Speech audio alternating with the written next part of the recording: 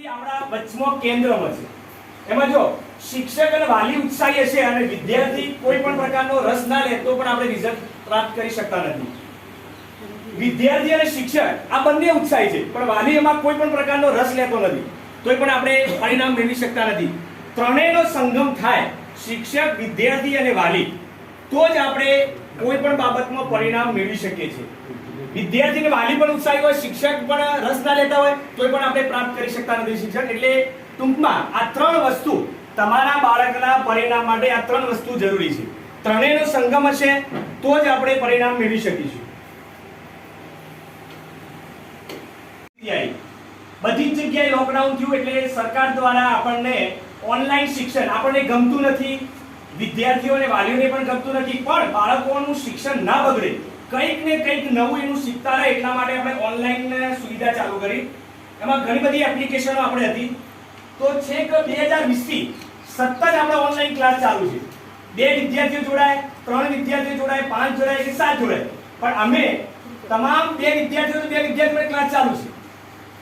તો 2020 થી લઈને આજ સુધી તમામ અમુક જે વાલીઓ બેઠા છે એમને ખ્યાલ છે કે અમારો રેગ્યુલર ક્લાસ ચાલુ છે. મારા અંદાજ મુજબ કદાચ વડગામ કે બનાસકાંઠામાં જો એનું સર્વેયું કાઢવામાં આવે તો થુવર પ્રાથમિક શાળાના ઓનલાઈન ક્લાસની મતલબ કે સંખ્યા વધી જાય. કારણ કે સતત આપણે 2020 થી ચાલુ છે. કોઈ સમય કદાચ શાળામાં ન હોય તો ઘરેથી પણ ક્લાસ લીધા છે, પણ એ વાલીનો પણ રિસ્પોન્સ હોવો જોઈએ. કારણ કે એક વિદ્યાર્થી જોડાય તો એક વિદ્યાર્થીનો પણ ક્લાસ ચાલુ છે. ની વાત એ છે કે વડગામ તાલુકાની થુવર પ્રાથમિક શાળા અને તેલીવાડા આ 2 શાળાઓ પસંદગી થઈ છે. એના માટેના વર્કશોપ એને ઓનલાઈન મીટિંગ સાહેબ પણ ગાંધીનગર જઈને આવ્યા. મેં સચિવ સાથે મેં કોન્ફરન્સ થઈ. હવે આ તમને અહીંયા ચિત્ર દેખાય છે એ સરકાર દ્વારા એક પ્રોજેક્ટ કે આવું ચિત્ર હશે. આપણી બિલ્ડિંગ જે છે આ સ્કૂલ ઓફ એક્સેલન્સ ની બિલ્ડિંગ આવી રીતે છે. તો ગૌરવની વાત છે કે જ્યારે પણ વડગામ તાલુકામાંથી કોઈ પણ વસ્તુ જ્યારે આપવાની હોય તો થુવર શાળાની પસંદગી પહેલી થાય છે. આ જે તમે જોઈ રહ્યા છો સ્માર્ટ ક્લાસ કે વડગામ તાલુકાની જ્યારે પણ આપવાની હતી ત્યારે 10 શાળાઓ પસંદ કરી હતી. એમાં આપણે થુવર શાળા જલોત્રાને 2 વર્ષ પછી મળી તો પહેલા થુવરને પસંદ કરી. એટલે કોઈ પણ પ્રોજેક્ટ માટે થુવર શાળાની પસંદગી પહેલી થાય છે. તો આપણા માટે એ તો એનું કારણ કે તમારો પણ રિસ્પોન્સ હશે, અમારી પણ કામગીરી હશે, એટલા માટે વડગામ તાલુકામાંથી આપણી નામ છે થુવર શાળાનું, એટલા માટે આ શાળા પસંદગી થઈ છે. નેક્સ્ટ હા, હવે આનું લોકાર્પણ તમે કદાચ ટીવીમાં જોયું હશે. અત્યારે કંઈ દેખાતું નથી પણ 5મી સપ્ટેમ્બર જ્યારે શિક્ષક દિન આવશે એટલે આપણા વડાપ્રધાન અહીંયા આપણે ગુજરાતમાં આવવાના છે. 5મી સપ્ટેમ્બરે આખા ગુજરાતમાં એનું લોકાર્પણ થવાનું છે. મહાત્મા મંદિરથી એનું લોકાર્પણ થશે. પ્રથમ તબક્કે એમાં કેટલો ખર્ચ કરવાનો છે, સરકાર આપણા શિક્ષણ માટે કેટલો ખર્ચ કરે છે? અહીંયા જો 8000 કરોડ ખર્ચ કરવામાં આવશે ફક્ત આ જે પ્રથમ તબક્કાની જે શાળાઓ લીધી છે એના માટે. 20000 પ્રાથમિક શાળાઓને અપગ્રેડ કરવામાં આવશે. मतलब कि આ જે શાળાઓ છે અપગ્રેડ બધા જ પ્રકારની સુવિધા આખા રાજ્યના અંદર 20000 શાળાઓને અપગ્રેડ કરવામાં આવશે અને એક્સેલન્સમાં સમાવેશ કરવામાં આવશે. પ્રથમ તબક્કે જે આપણે આ 2 વાત કરી એના 100 દિવસ પછી બીજી 2 શાળાઓ લેવામાં આવશે વડગામ તાલુકા. એટલે કુલ વર્ષ દરમિયાન 4 શાળાઓ એમની લીધી છે. એ 4 શાળાઓ પર ફોકસ કરવાનું છે. હવે નેક્સ્ટ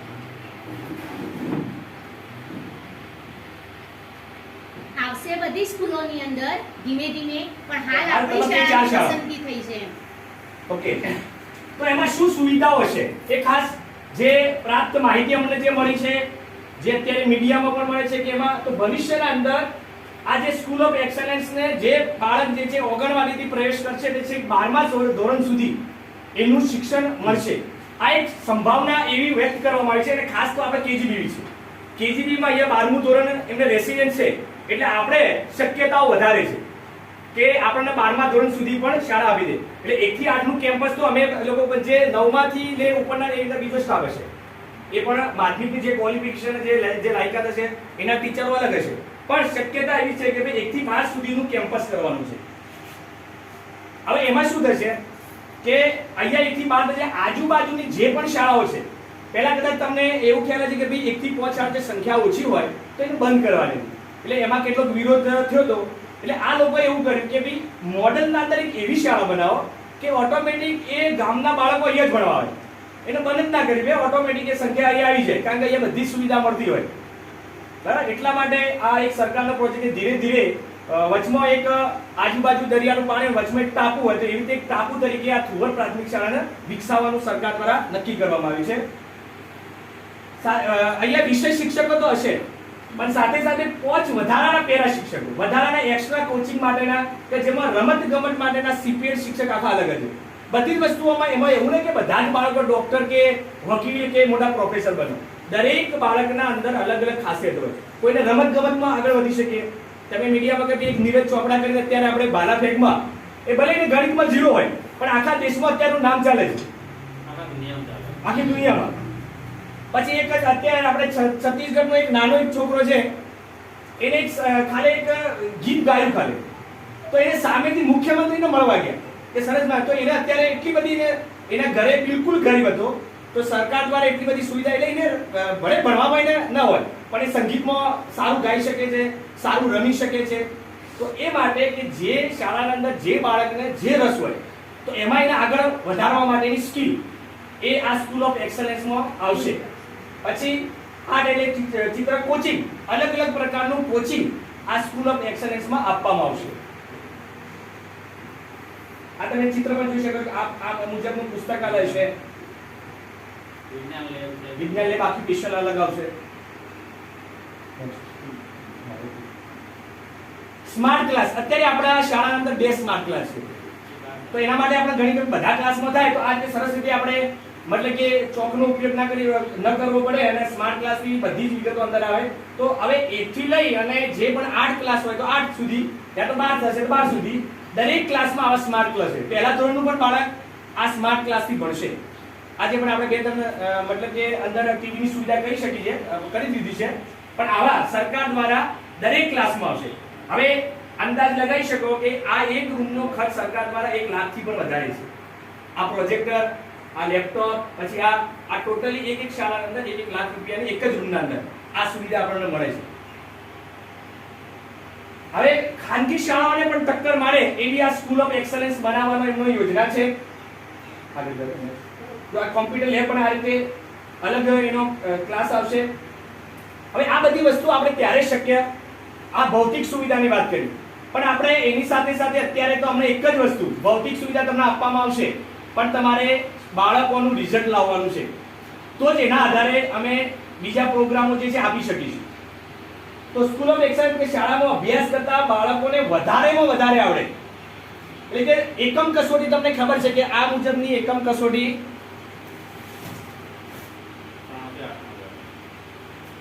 આ એકમ કસોટી 3 થી 8માં મહિનાના જ્યારે પૂરો થાય ત્યારે દરેક વિષયની એક્ઝામ આપવામાં આવે છે. આના પર એટલો બધો ભાર મૂકવામાં આવે છે સરકાર દ્વારા કે 100 માંથી 80 ગુણ, કે દરેક બાળક જે છે એ 80% ઉપરનું એની સિદ્ધિ હોવી જોઈએ. શક્યતા પણ આપણે કોઈ પણ વસ્તુ નામુમકિન નથી, આપણે મહેનત કરીએ તો એ સુધી પણ પહોંચી શકીએ છીએ. તો એવું શિક્ષણ આપવાનું છે, તો જ અમને સ્કૂલ ઓફ એક્સલન્સના બીજા પ્રોગ્રામો આવશે. દરેક બાળકને વાંચતા લખતા આવડવું જોઈએ પહેલા, તો જ એ, કારણ કે દર મહિને ઓને મતલબ કે વિઝિટ થવાની છે, દર મહિને એસઆઈ દ્વારા, એટલે બહારથી જે ક્રોસ ચેકિંગ દ્વારા એ ઓનલાઈન જ આખું એ સોફ્ટવેર બનાવ્યું છે. થુવર શાળામાં આવશે, કેટલા બાળકોને વાંચતા આવડે છે, એકમ કસોટીમાં કેટલા માર્કિંગ છે, એ ટોટલી માર્ક્સ જે છે એ પેલામાં સોફ્ટવેરમાં નાખે, ટોટલી ડેટા જે છે એ ત્યાં પહોંચી જાય છે ગાંધીનગર. એટલે ત્યાં ગાંધીનગર બેઠા પણ ગાંધીનગર કમાન્ડ એન્ડ કંટ્રોલ બનાવી છે. તો આપણે કોઈ પણ બાળકનો તમારે રિઝલ્ટ જોતો હોય ત્યાંથી પણ આપણે મળી જાય, અને ત્યાંથી પણ વિડીયો કોન્ફરન્સ દ્વારા મારા સાથે વાત કરી અને કેવું ભણવાનું ચાલે છે કે ગાંધીનગરથી પણ એનો સર્વે થવાનો, બરાબર. ત્યાંથી જ સીધો મને સીધો ફોન આવે તો વિડીયો કોલ કે મારા ધોરણ 6 નો ક્લાસ કેવો ચાલે છે કે મારે જોવો છે, મારે સીધા અહીંયા જઈ અને સીધો વિડીયો કોલ દ્વારા કેવો વાત કરવાનો. આવી બધી સુવિધા પણ ત્યાંથી પૂરી પાડવાની.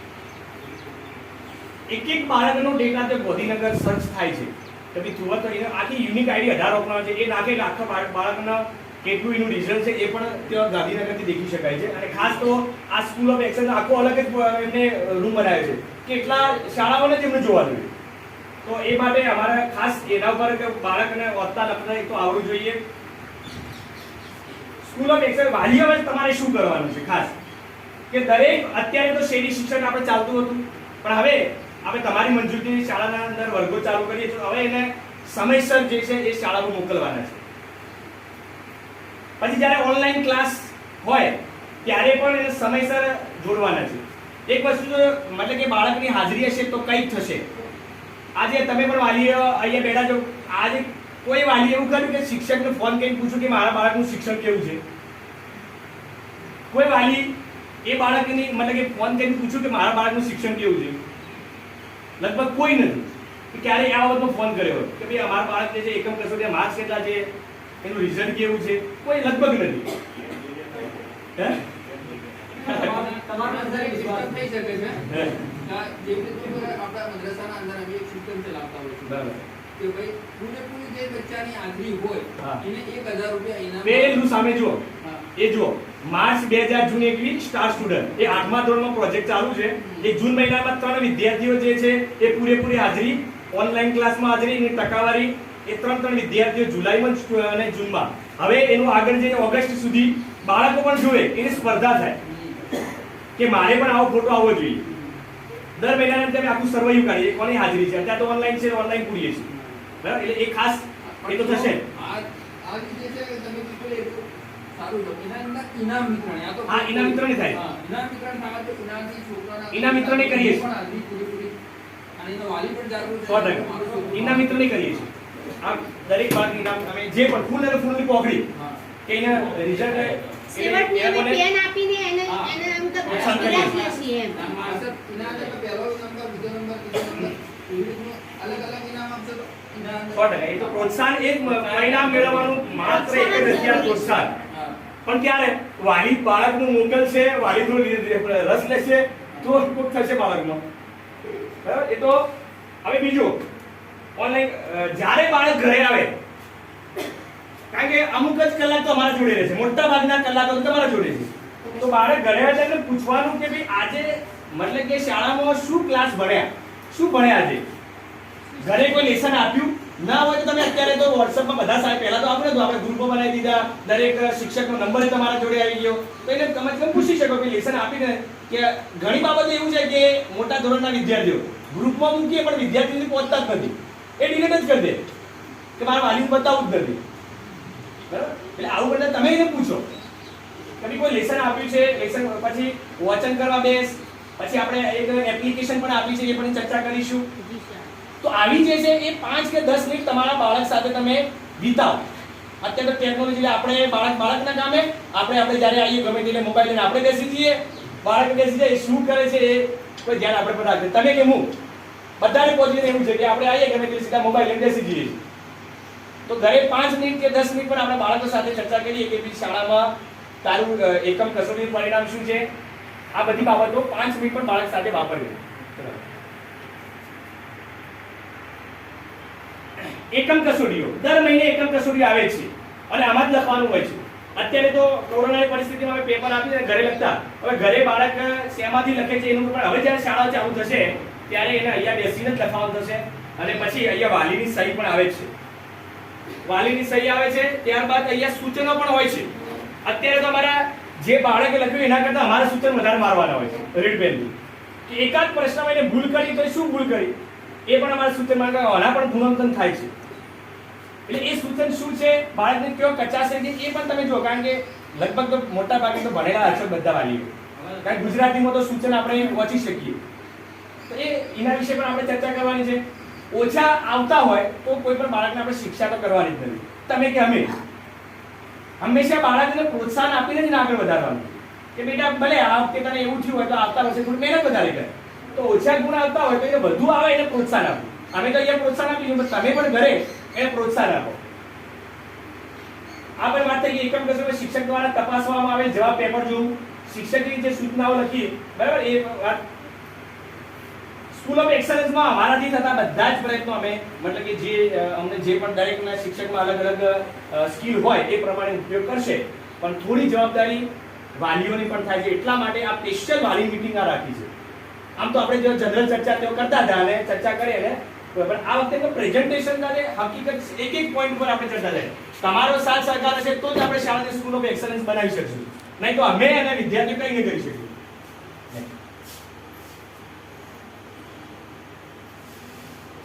આ વાત થઈ કે જે વાલી મતલબ કે બાળકોને કાયમી માટે શાળાને ભણતર બાબતમાં પૂછપરછ કરતા હોય એ લગભગ બાળક ક્યારે પાછળ રહેતું નથી.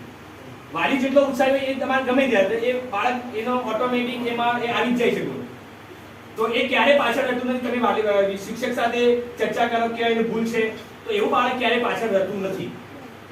અમુક હોય એકાદ બે ટકા કે જેને અમુક પરિસ્થિતિના કારણે ન શીખી શકતા હોય તો એવા વસ્તા લગતા ના આવડતું હોય તેને ઘેર પહેલા બીજા ધોરણની ચોપડીઓ જે છે એમાં એને થોડું વાંચવાનું, કારણ કે આપણે નાપાસ કરવાની સિસ્ટમ એ ઘણા વર્ષથી કારણે બાળકો પણ બેફિકર થઈ ગયા છે.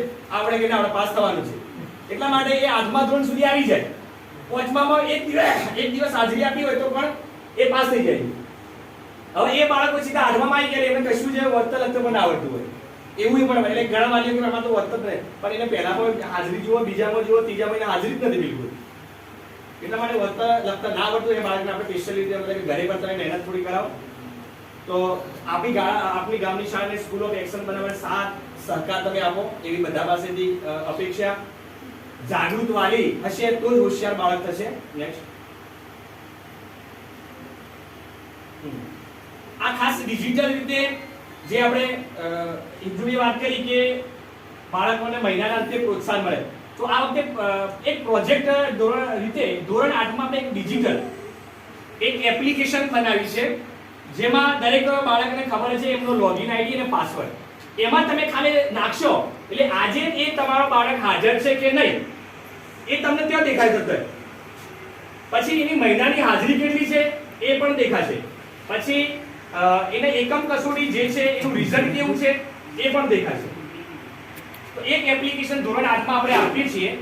દરેક વિદ્યાર્થીઓ પણ અહીંયા બેઠા એટલા માટે રહે કે એ પણ ખ્યાલ છે કે એ એપ્લિકેશન કઈ છે અને તેઓ લોગિન વાલીઓને બતાવવાનું. ઘણીવાર આપણે વિદ્યાર્થીઓ મોટા છે એટલે મોબાઈલ આપી દો, પણ એ વિદ્યાર્થીઓ વાલીને બતાવતા નથી કે જો મારા આજે હાજરી છે, મારા એકમ કસોટીના માર્ક્સ આટલા છે. એટલા માટે તમે હવે તમારે એ એપ્લિકેશન જોવાની છે. એની માહિતી જે છે એ વિદ્યાર્થી જોડે છે કે મારો લોગિન આઈડી, તો દરેક જણ એમાં જોજો. નેક્સ્ટ ટાઈમ આપણે બીજા ધોરણમાં પણ એ લેશું. બરાબર ને? હાજર છે કે નહીં એ જોઈ શકાશે. ઘરે બેઠા તમામ પ્રકારનું રિઝલ્ટ જોવા મળશે. એકમ કસોટી બધું જ.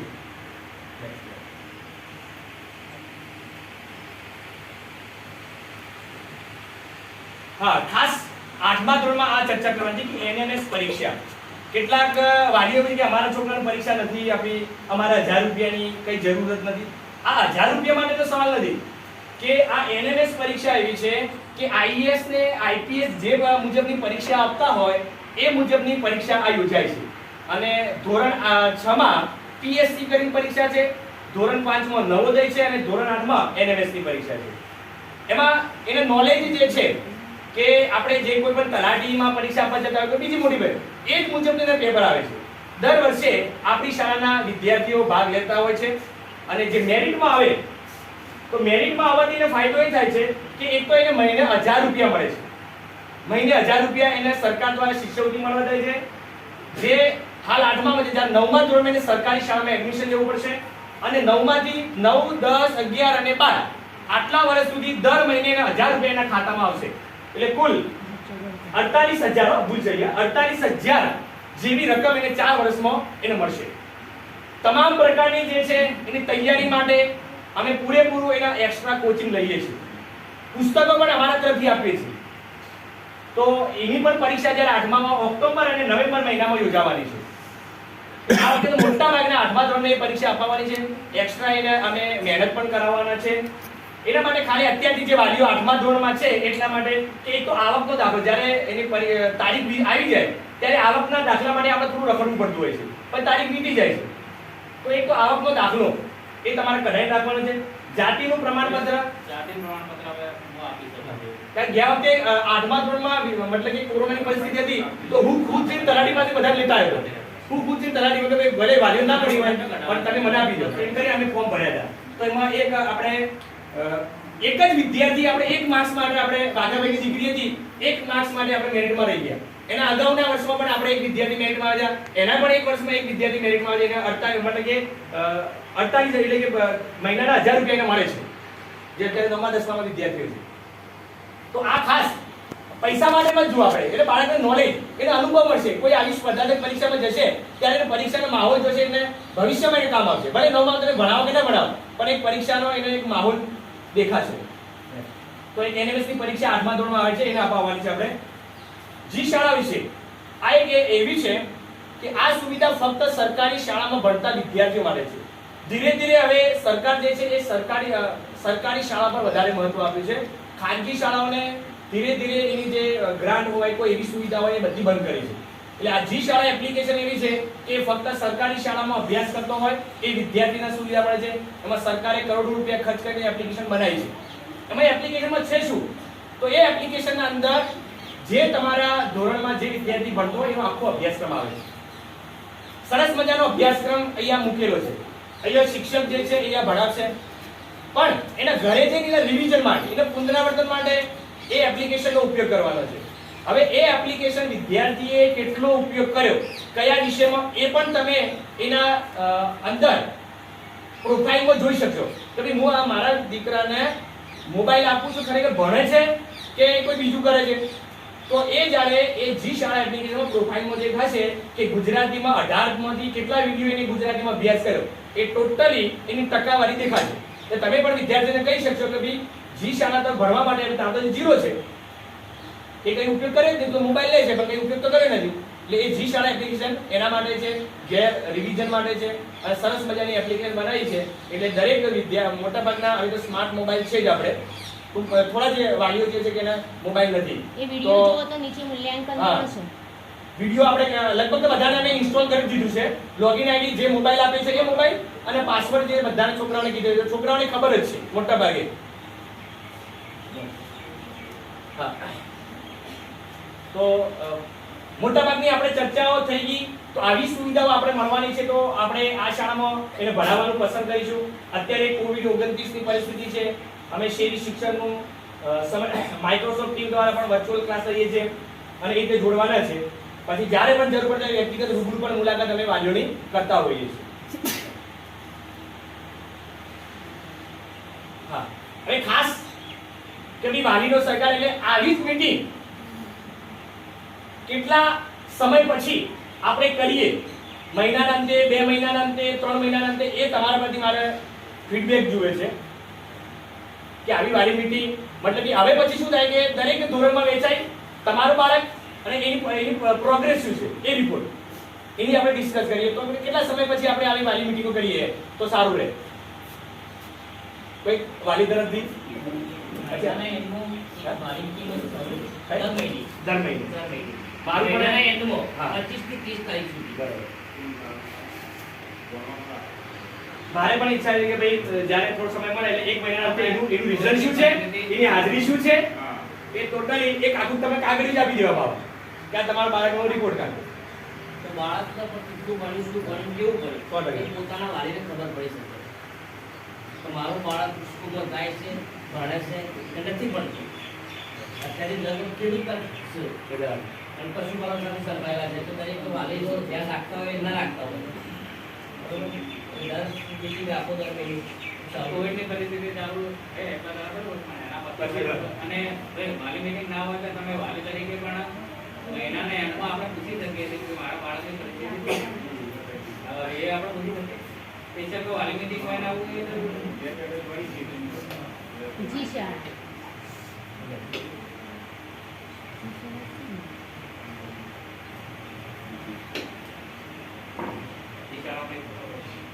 જો આ જી શાળાનો આખો એક પ્રોફાઇલ છે, અત્યારે પણ એના QR કોડ પણ આપી દીધા છે. તો જ્યારે પણ હવે આઈ કાર્ડ બનાવવું છે, એક જ ધોરણ માટે આપણે પ્રોજેક્ટ કર્યો છે હાલ, પછી નેક્સ્ટ ટાઈમ બધા ધોરણમાં આવશે. અને આઈ કાર્ડ છે એટલે તમે QR કોડ સ્કેનર આવે છે ને, કોઈ બી આપણે પૈસા ત્યાં ટ્રાન્સફર સ્કેનર, એ સ્કેનર થી તમે તમારા બાળકનું ખાલી સ્કેન કરશો તો ટોટલ રિપોર્ટ તમને જોવા મળશે. કારણ કે આ બાળક જે છે એને આખી પ્રોફાઇલ ખોલવી તો જો અહીંયા એનું રિઝલ્ટ બતાવશે, મને કે આ હાજરી છે, આ મહિનામાં કેટલી હાજરી છે, આજે હાજર છે કે ગેરહાજર અહીંયા દેખાશે. આજે હાજરી પૂરી નથી, એટલે આપણે જ્યારે હાજરી પૂછે ત્યારે એબસેન્ટની જગ્યાએ હાજર બતાવશે. નેક્સ્ટ એટલે ટોટલી ડિટેલ અહીંયા જોવા મળશે. હા, અહીંયા જુઓ રિઝલ્ટ તમને પણ ઘરે જોવા મળશે, અને એકદમ સિમ્પલ રીતે ખુલે છે આ એપ્લિકેશન. સામાજિક વિજ્ઞાનમાં કેટલા માર્ક છે, હિન્દીમાં કેટલા માર્ક છે, ટોટલી જેટલા પણ એને એકમ ટેસ્ટ લેવાશે તેનું માર્કિંગ અહીંયા દેખાવા મળશે. બરાબર, તો આ એ એપ્લિકેશન છે. એમાં ઘણી બધી સુવિધાઓ અંદર આપે છે. જ્યારે પણ તમે કદાચ કોઈ જગ્યાએ બહાર ગયા અને એ વિદ્યાર્થીનું તમારે માર્કશીટની જરૂર પડે છે તો અહીંથી ડાઉનલોડ કરી શકશો. જ્યારે વાર્ષિક પરીક્ષા પૂર્ણ થાય અને તમારે કોઈ જગ્યાએ એ માર્કશીટની જરૂર પડે, શાળામાં આવવાની કોઈ જરૂર, તમે અહીંથી ડાઉનલોડ કરી અને કોઈ જગ્યાએ તમે આપી શકશો. તો એમાં પણ આખી માર્કશીટ પણ આમાં બનશે. હવે સ્ટુડન્ટ પોર્ટલ, આ જી શાળાની વાત કરતા હતા. મેં એક વિદ્યાર્થીનું ખોલ્યું છે. હવે એમાં એક આ ઓપ્શન આવશે. હા, જો તમે પણ ઘરે તમારા બાળકે જી શાળા કેટલો ઉપયોગ કર્યો એ દેખાશે. કે મેથેમેટિક્સ હજી સુધી આ બાળકે વિજ્ઞાનમાં ગણિતના 84 વિડિયો છે. એક એકમ ચાલ્યો છે, હજી સુધી એ વિડિયો એટલે જોયો નથી. સાયન્સમાં 5 એને વિડિયો જોયા છે. એટલે બધા વિડિયો ક્યાંથી જોવાના નથી. સ્ટેપ બાય સ્ટેપ મહિનાના અંતે જે પણ અભ્યાસક્રમ ચાલે એ મુજબ એને ઘરે જી શાળામાં એનો વિડિયો જોવાના છે. એટલે જો અહીંયા પણ દેખાશે. તમે પણ તમારા બાળકનું તમે આખું પ્રોફાઇલ ચેક કરી શકો કે 88 વિડિયોમાંથી એને 5 વિડિયો એને જોયા છે. સોશિયલ સાયન્સ, સામાજિક વિજ્ઞાનનો અભ્યાસક્રમ બદલાય છે એટલે એ ઉપયોગ કરવાથી. ગુજરાતીમાં એને 1% જેટલો ઉપયોગ કર્યો છે. હિન્દીમાં એને 11% ઉપયોગ કર્યો છે. નીચે અસાઇનમેન્ટ આપેલું છે. અસાઇનમેન્ટ એટલે કે આ એપ્લિકેશનમાં તમે જે શીખો એનો ટેસ્ટ પણ આપવાનો છે. આમાં પણ એક્ઝામ આપવાની છે. એટલે એ એક્ઝામમાં એને હિન્દીમાં 2 એક્ઝામ આપી તો એ પણ તમે અહીંયા આ મૂલ્યાંકનમાં જોઈ શકશો. આ જ મેનુ તમારા મોબાઈલમાં ખુલશે. આ છોકરાનું મેનુ મેં ખુલ્યું છે. આ જ મેનુ અહીંયા બધા મૂલ્યાંકન તમે ક્લિક કરશો એને કેટલું પરિણામ હિન્દીમાં જે 2 ટેસ્ટ આપ્યા તો 2 ટેસ્ટમાં એના માર્ક્સ કેટલા છે અને આમાં એક જ વાર આપવા મળશે. વિદ્યાર્થી કદાચ ફટાફટ આપી દીધો તો બીજી વાર ટેસ્ટ આપવામાં આવશે નહીં. એકવાર જે સેવ થઈ ગયો ડેટા એ થઈ ગયો. તો એ રીતે સંસ્કૃત, અંગ્રેજી બધા જ વિષયનું અહીંયા આ જી શાળા અંદર મૂકવામાં આવે છે અને સરકારે અત્યારે 100% કે એનું રજીસ્ટ્રેશન બાળકો સુધી કરાવો. શાળામાં તો જ્યારે શાળા પૂછે ભણવાનું છે પણ ઘરે કા રિવિઝન માટે બહુ ઉપયોગી છે. તો જી શાળાનો ઉપયોગ છે. એ રીતે અમારું ટીચર પોર્ટલ એટલે કે આ અમારા માટે છે કે જ્યારે અમે ખોલશું ત્યારે અહીંયા પણ બતાવશે કે કયા વિદ્યાર્થી કેટલો ઉપયોગ કર્યો એ પણ અમે જોઈ શકશું.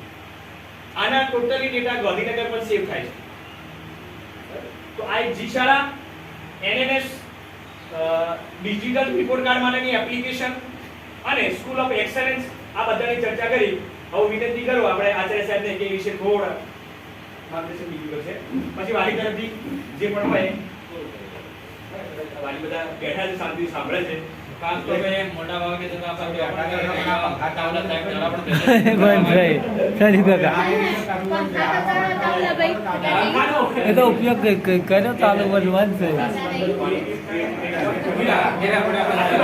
પાણી લેતા પાણી પાણી કરતા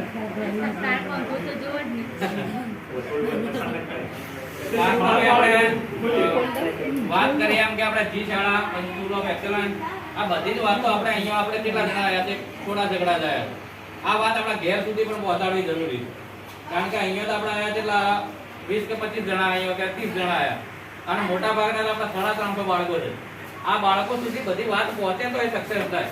એટલે ખાસ તો મારી વિનંતી છે કે દરેક બાળક સુધી, દરેક વાલી સુધી આ વાત અહીંયાથી જે ચર્ચાથી એ પહોંચવી જોઈએ. બરાબર. બીજા નંબરમાં કે તમારા તરફથી જેટલો સાથ સહકાર મળશે એટલો જ આપણે આ શાળાનો વિકાસ કરી શકીએ. બરાબર. એટલે તમારો પણ સાથ સહકાર અમારે ખૂબ જરૂરી છે. એના સિવાય કોઈ પણ રજૂઆત હોય તમારી તો પણ તમે મને કહી શકો છો. તમે પણ અમને માર્ગદર્શન આપી શકો છો. બાળકોનું રિઝલ્ટ આપણે મેળવવું છે તો આપણે ત્રણે ત્રિવેણી સંગમ જેમ કીધું એમ કે વિદ્યાર્થી, શિક્ષક અને વાલી ત્રણેયનો સંગમ હશે તો જ આપણે એને આગળ લઈ જશું. બરાબર. સરકારી એમ કહે છે કે ભાઈ સ્કૂલ ઓફ એક્સેલન્સ કે ભૌતિક સુવિધા અમે પૂરી પાડીશું પણ શૈક્ષણિક ગુણવત્તા તો આપણા ત્રણના સહકારથી જ વિદ્યાર્થી, વાલી અને શિક્ષકના સંગમથી જ થઈ શકશે. જો આપણે આ શાળાનો આપણે આપણા ભવિષ્ય આપણે આપણા સારા નાગરિક બનાવવા છે, ગામનો આપણે વિકાસ હિત આપણે જોતા હોય તો આપણે ગામના વિકાસ માટે થઈ અને આપણા વિદ્યાર્થીનો વિકાસ થવો ખૂબ જરૂરી છે. આ બાળકો જે આવતીકાલના નાગરિક છે એ જ આપણા ગામનો વહીવટ કરવાના છે. પણ એનું ઘડતર જો સારું થયેલું છે તો જ એનો વહીવટ સારો થશે.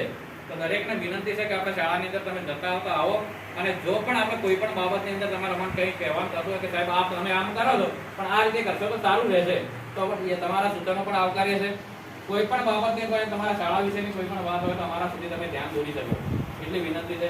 અમારો સ્ટાફ પણ એટલો ઉત્સાહી છે આપણે આગળ વાત કરીએ કે ગણિત અને વિજ્ઞાનની અંદર આપણે એમએસસી બંને શિક્ષકો અબ્દુલ અલી અને સંજયભાઈ સાહેબ, આપણે લીલાબેન ગુજરાતીની અંદર MA BEd BA BEd સુધી અભ્યાસ કરેલા છે, એટલે એ પણ 11-12 સુધી ભણાવી શકે એટલી ક્વોલિફિકેશન ધરાવે છે.